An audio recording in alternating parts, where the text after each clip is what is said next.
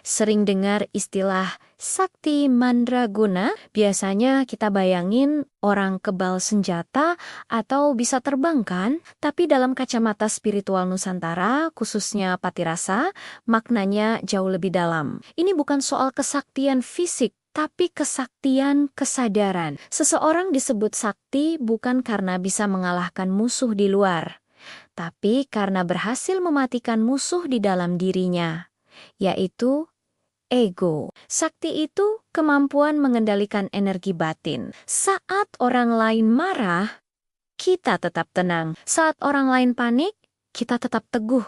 Kita jadi kebal dari sengatan emosi negatif. Lalu mandraguna artinya berdaya guna dalam kekosongan. Saat kepentingan pribadi sudah mati rasa, semua tindakan kita murni untuk kebaikan semesta. Inilah kesaktian sejati di zaman modern.